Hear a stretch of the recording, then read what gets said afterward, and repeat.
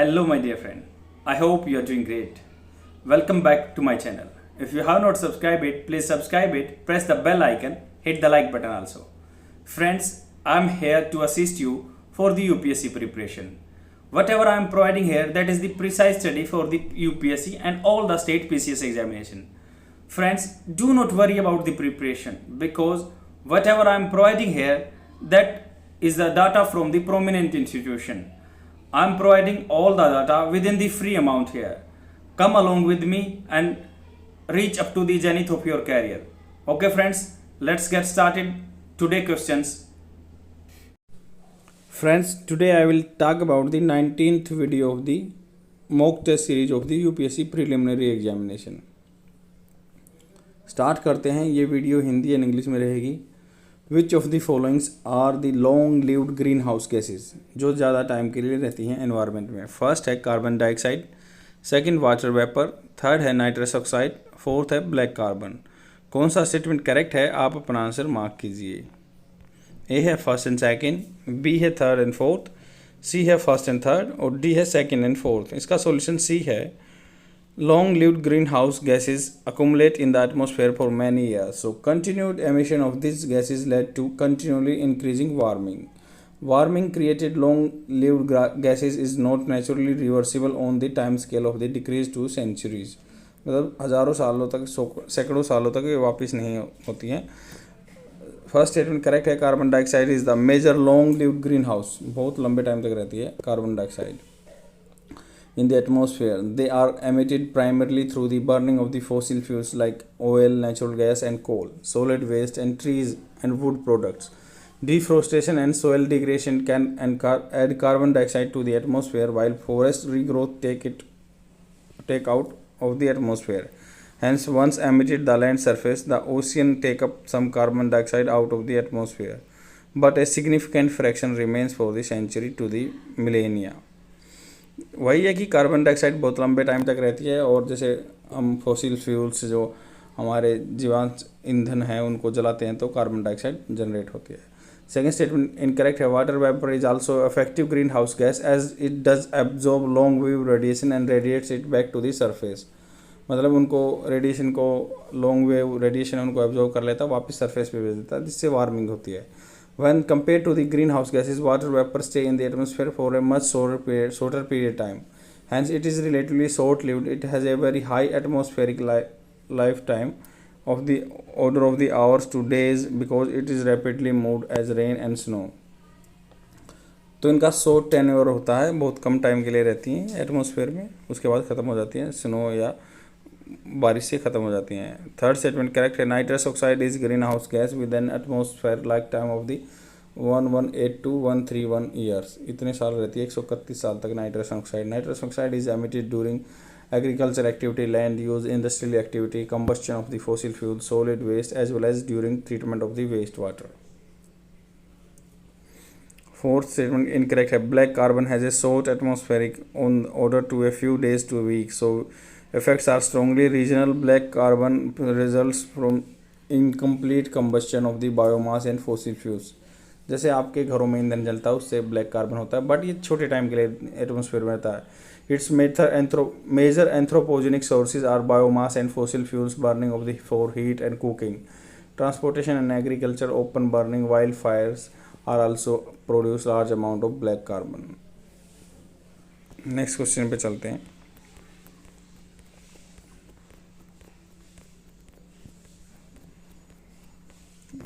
Which of the statements are correct regarding Kawasaki disease, which was in news recently? First है, it is an acute inflammatory disease of the blood vessels. क्या inflammatory होता है, मतलब आपको जलन हो रही है, तो क्या blood vessels है जहाँ से मतलब खून गुजरता है, उन vessels का acute बिल्कुल severe inflammation जलन होती है क्या. सेकेंड है, children in the age group of the 0 to 5 and a more vulnerable to it. 0 से 5 साल के बच्चे मोर वल्नरेबल होते हैं क्या इसके लिए. थर्ड है, in India several patients with Kawasaki disease have shown resistant to the कोविड-19. कौन सा स्टेटमेंट करेक्ट है, आप अपना आंसर मार्क कीजिए. ए है फर्स्ट एंड सेकंड, बी है सेकंड एंड थर्ड, सी है फर्स्ट एंड थर्ड और डी है फर्स्ट, सेकेंड एंड थर्ड, तो इसका सॉल्यूशन ए है। फर्स्ट स्टेटमेंट करेक्ट है। It is an acute inflammatory disease of the blood vessels. It is a form of the vasculitis where blood vessels become inflated throughout the body. It causes sustained fever that typically lasts for more than the 5 days. The usual medication do not help in recovering from it. Second statement correct है। Children in the age group of the 0 to 5 years are more vulnerable to it.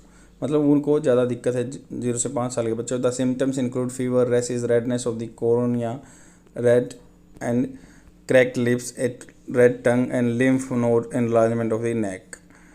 Third statement incorrect. Recently in India, several COVID-19 patients, mainly children, have shown symptoms of the disease during the recovery phase. तो recovery phase के time पे बच्चों में ज़्यादा पाया गया है जो, इससे बोलते हैं कवास्की डिजीज। नेक्स्ट क्वेश्चन पे चलते हैं। He was a patron of the Mahayana Buddhism. He built a giant stupa to the house of the Buddha relics in the city of the Poruspura, present day Peshawar Pakistan बोलते हैं, पहले पुरुषपुरा बोलते थे। He adopted the title of the Devputra and has been wearing a peaked helmet on some coins. The famous Rabatak inscription provide valuable information regarding him. ये किस महान personality के बारे में बात की गई है, आप अपना आंसर मार्क कीजिए। ए है अशोका, बी है पुष्यमित्र शुंगा, सी है कनिष्का, डी है Gautamiputra Satakarni. C answer इसका करेक्ट है। फर्स्ट इनकरेक्ट है क्योंकि Ashoka was a patron of the Hinayana Buddhism. The inscription of Ashoka mention is title Devanampriya. तो अशोका के टाइटल तो देवानाम प्रिय में डिस्क्राइब की गई थी, इसलिए इनकरेक्ट है। सेकेंड स्टेटमेंट इनकरेक्ट है, बी। उसमें बोला गया Pushyamitra Shunga was the founder of the Shunga dynasty. Divyavadana a Buddhist literature gives an account of the Pushyamitra cruelty towards Buddhists and his hatred towards Buddhism. तो पुष्यमित्रा शुंगा तो बुद्धिज्म के अपोजिट में थे। थर्ड स्टेटमेंट करेक्ट है। Kanishka belong to the Kushan dynasty. तो Kanishka Kushan dynasty से है। He adopted the title of the Devaputra and has been showing a wearing a picked helmet on some coins. The famous Rabatak inscription in modern Bhagran province of Afghanistan presents valuable information on Kanishka. He was a great patron of the Mahayana Buddhism and built a giant stupa to house Buddha relics in the city of the Puruspura. This statement incorrect है। Gautamiputra Satakarni belong to the Satavahana dynasty. तो गौतमी पुत्र सतकर्णी तो Satavahana dynasty थे। The dynasty was mainly located near the fertile basin of the Godavari Valley. The famous Nasik inscription describes his achievements and mentions his name as Ekbanhana, the peerless Brahman, मतलब ब्राह्मण को बोलते हैं। Although he donated land to the Buddhist monk but did not patronize Buddhism. Next question पे चलते हैं। Consider the following statements regarding reference to the Panchayati Raj institution under Article 9, Part 9 of the Constitution of India. First है Gram Sabha is a body consists of the all person residing within the area of the panchayat at the village level. Second one is the State Election Commission has power the superintendence, direction and control of the preparation of the electoral roll and the conduct of the all election and at the panchayat level. Third one is the providing representation to the member of the parliament and the state legislature in the panchayat at every level is compulsory providing under the Part 9 of the Constitution. Providing reservation of the seats for the backward classes in the panchayats at any level is a voluntary provision under the Part 9 of the Constitution. Which of the above given statements are correct? आप अपना answer mark कीजिए। A है second and third, B है first and third, C है second and fourth और D है first and fourth. इसका solution C है। फर्स्ट स्टेटमेंट इनकरेक्ट है। As per the article 243 clause B, Gram Sabha is body consists of the person registered in the electoral roll of the village comprised within the area of the panchayat at the village level. मतलब जो register हो रखे हैं electoral roll में उनको ग्राम सभा बोलते हैं। Second statement correct है। As per the article 243K, the superintendence, direction and control of the preparation of the electoral rolls and conducted of all the election at the panchayat is vested in the State Election Commission.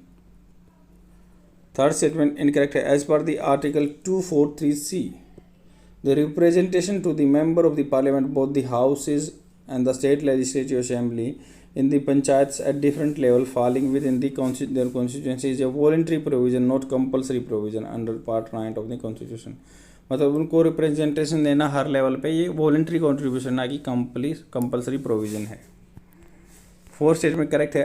As per the article 243 clause D providing reservation of the seats both members and chairperson for the backward classes in the panchayat at any level is a voluntary provision under part 9 of the constitution. Next question पे चलते हैं.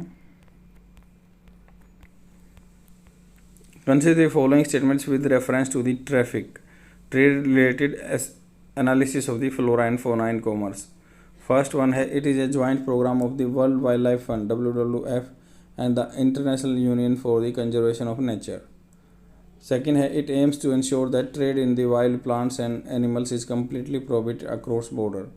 कौन सा statement correct है, आप अपना answer mark कीजिए. A है फर्स्ट ओनली, बी है सेकंड ओनली, सी है फर्स्ट एंड सेकंड और डी है नाइदर वन नो टू. तो इसका सॉल्यूशन ए है. ट्रैफिक क्या, trade related analysis of the flora and fauna in commerce is a leading non-governmental organization working on the wildlife trade in the context of the both diversity, conservation and sustainable development. Traffic क्या है, trade related analysis of flora and fauna. Flora जो होता है मान लो पेड़ पौधे, फोना होता है जीव जंतु, कॉमर्स में यूज करने के लिए, रोकने के लिए. It is a leading non governmental organisation in NGO है and working in the wildlife trade in the context of the both biodiversity conservation and sustainable development. First statement correct. It is a joint program of the World Wildlife Fund WWF and IUCN. Second statement incorrect है. It only aims to ensure trade in the wildlife, plants and animal is not a threat to the conservation of nature. तो wildlife, plants and animals में जो conservation of nature, ये threat नहीं है conservation of nature के लिए. It focuses on the leveraging resources, expertise, awareness of the latest globally urgent species trade issues such A tiger parts, elephant Ivory या rhino horn, मतलब गेंडे के सींग हैं या हाथी के दांत हैं या टाइगर के पार्ट्स हैं, तो इनको बेच रहे हैं जो आदमी, उनके लिए ये एक रेस्ट्रिक्शन है. It addresses the issue related to the large-scale commercial trade in the commodities like timber and fisheries products and works on the developing rapid results policy improvements. Next question पे चलते हैं. Which of the following is the mandates of the Monetary Policy Committee? First है fixing the inflation targets once every 5 years. Target को fix करना हर 5 साल के लिए. Setting the repo rate based on the evolving macroeconomic situation. Third है managing the fiscal deficit of the union government is sustainable manner. Select the correct answer using the codes given below. A है first and second, B है second only, C है first and third और D है first second and third. तो इसका solution B है. The monetary policy committee is a 6-member committee whose work is to maintain the price stability, boost the growth rate of the Indian economy. First statement incorrect है. The RBI Act 1934 allows the government of India to set the inflation target in consultation with the Reserve Bank once in every 5 years. Monetary Policy Committee at present target inflation within the band range 2 to 6 for next 5 years till March 2021. तो RBI consultation किससे, government से, तभी inflation target apply होता है. Second statement correct है. In fulfilling its mandate the committee will decide the different policy rates such as repo rate, reverse repo rate, marginal standing facility. Third statement incorrect है. Monetary policy committee work does not include managing the fiscal deficit. The management of the fiscal deficit is a part of the government fiscal policy. Next question पे चलते हैं. Which of the following statements regarding buyback of shares by a company is or are incorrect? First one is, it is a process in which a company repurchases shares at a price that is usually higher than the market price. Second one is, it will decrease the shareholder base of the company. Third one is, it is opted by the company when a share price is overvalued. कौन सा statement correct है, आप अपना answer mark कीजिए. A है second only, B है first and second, सी है third और डी है फर्स्ट सेकेंड एंड थर्ड. तो इसका सॉल्यूशन सी है. फर्स्ट स्टेटमेंट करेक्ट है. Buy back of shares is a process in which company repurchases shares at a price that is usually higher than the market price to incentivize shareholders to sell their shares to the company. तो buy back of shares क्या process है in which company repurchase अपने share वापस खरीदती है at the price that is usually higher than the market price to incentivise the shareholder to sell their shares to the company. उनको मान लो प्रलोभन देते हैं कि आप अपने शेयर्स हमें वापस दे दो, हायर रेट देते हैं. सेकंड स्टेटमेंट क्या है, buy back of shares will result in decrease in the shareholders base of the company because there will be decrease in the number of shares in the market issued by the company and as an outcome to the shareholder base will decrease. Third statement incorrect है, it is opted by the company when the price of a share is undervalued, मतलब कम पैसे लग रहे हैं उनके shares के, तब की बात है ये, rather than overvalued. The other reason for the buyback of shares by the company include the company wants to reduce the number of shares issued in the market. Second one is to boost the company existing shareholder value. Third one is to increase share price in the open market. Fourth one is if the company is optimistic about the future and has surplus cash in hand. Next question पे चलते हैं. With reference to the Green India Mission, which of the following statements is or are correct? First one is it is the one of the mission which comes under the umbrella of the National Action Plan or climate change. Second one is it aims to increase the forest and tree cover 500 million hectare in India. Third one is the Gram Sabha is the key institution for planning and implementation of this program at the village level. Select the correct answer using codes given below. आप अपना answer mark कीजिए. A है first and second, B है second and third, C है first and third, D है first second and third. तो इसका solution C है. फर्स्ट स्टेटमेंट करेक्ट है. Green India mission is one of the missions that comes under the umbrella of the national action plan on climate change. Green India mission कौन सा एक mission है under the umbrella of the national action plan of the climate change. Was launched in India to reduce the deleterious effects of the climate change by launching different mission under NAPCC. The primary of the mission is to protect, restore and enhance India diminishing forest cover. Second statement incorrect है. It aims to increase the forest and tree cover by 5 million hectare in India. तो 5 million hectare कम करने का है इसका forest और tree cover. Third statement correct है. The Gram Sabha is the key institution for planning and implementation of this program at the village level. At national level, or implementation is done by the Ministry of Environment and Forest. The State Forest Development Agency will guide the mission at the state level. At the district level, the implementation agency will be the Forest Development Agency. Next question पे चलते हैं. Which of the following led to the decline of the Indian handicrafts industry during British rule? Indian handicraft कैसे कम हुए British rule के time पे? Lower tariff on the Indian goods imported in Britain. क्या उन पर लोअर टैरिफ था जो Britain में गुड्स इंपोर्टेड जो ब्रिटेन में इंपोर्टेड होते थे, खरीदे जाते थे. सेकंड है the loss of the local patronage for the Indian artisan. Indian artisan के लिए पैट्रोनेज थी नहीं, कोई इंसेंटिव नहीं मिल रहा था. थर्ड है British victory at battle of Buxar. Fourth है डेवलपमेंट ऑफ रेलवेज. कौन सा स्टेटमेंट करेक्ट है? आप अपना आंसर मार्क कीजिए. ए है फर्स्ट एंड सेकेंड, बी है first second fourth, C third and fourth, D है second third fourth. Correct answer is D. First statement is incorrect. Cheap and machine made imports flooded the Indian market after the Charter Act of the 1813. 1813 के act के बाद chip market and goods आने लगी, allowing one way free trade for the British citizen.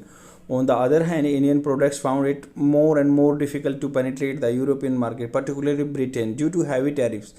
मतलब जो यहाँ से चीज़ें जा रही थी वहाँ पे यूके में इंपोर्ट हो रही थी, उन पे टैरिफ्स ज़्यादा लग गए, तो हमारी चीज़ें महंगी हो गई. तो ऑब्वियसली बात है जो चीज़ महंगी होगी इसको कोई ख़रीदना नहीं चाहेगा, तो हमारा जो गुड्स थी वो competitive नहीं रही मार्केट में. Hence, textile which are highly in demand in European markets were now not available. The cheap and price soon lost their market to cloth manufacturing by the machine in Britain. Second one is correct. Indian artisan and handicrafts industries also felt the crunch due to loss of the patronage by the local princes and nobility who came under the influence of a new western taste values. This further led to decline of the Indian handicrafts and industry. जब राजा महाराजा western कपड़े पहनने लगे और उनको patronage नहीं मिला, ना ही loan मिला, ना पैसा मिला, तो वो अपने आप डूब गई हमारी यहाँ की कारीगरी. After the battle of the Buxar 1764, the British got tight hold over the revenue as well the political administration of the Bengal. In order to maximize their profit, the British ensured that artisans were paid low wages and sold their products at the low price. This led to the artisans abandoning their profession, moving to the villages. Fourth statement correct है. The newly introduced rail network helped the European products to reach the remotest corner of the country. This led to the cheap British machine-made clothes flooding the Indian market. It adversely affected the Indian handicrafts industry since local-made goods could not compete the machine-made British good. Next question पे चलते हैं. Consider the following pairs. Pairs दिए हैं, GI tag दिया हुआ, state दिया हुआ. जैसे ईदू मिसमी टेक्सटाइल हिमाचल प्रदेश का है. तेलिया रुमाल तेलंगाना का. थर्ड है कोविल पट्टी कड़लाई तमिलनाडु का है, मिठाई है. और चोकवा राइस राजस्थान का है. सिरसी सुपारी कर्नाटका का है. कौन सा स्टेटमेंट करेक्ट है, आप अपना आंसर मार्क कीजिए. We have first, second, fourth. B है second, third, fifth. C है first, second, third. D है third, fourth, fifth. इसका solution B है. फर्स्ट स्टेटमेंट इनकरेक्ट है. Idu Mishmi textile are made up by the Idu Mishmi tribe of the Arunachal Pradesh. The weaving of the textile is traditional occupation of the tribe. Idu Mishmi Arunachal Pradesh. Second correct है. Telia Rumal literally meaning oily handicraft. It is known as the Telangana state. Telia से तेल याद रख सकते हैं. Third correct है. कोविल पट्टी कड़लाई मिठाई is a peanut candy from the Tamil Nadu. तो ये अपना पीनट मतलब मूंगफली की कैंडी है. इसको कोविल पट्टी कड़लाई मिठाई बोलते हैं. फोर्थ इनकरेक्ट है. Chokuwa rice is the winter rice variety. It forms an integral part of the Assamese meal and has a GI tag recently. Fifth correct है. Sirsi Supari is areca nut areca nut grown in the. सुपारी मतलब जो कर्नाटका में होती है. Which has unique features like round and flat and coin shapes, particular texture, taste. Recently for the first time in areca nut sector has received GI tag. ये आपका हिंदी में answer provide किया हुआ है. That is all for today. I will come tomorrow with more questions. Please share my video among your friends so that they can get benefited. Thanks for watching. Bye.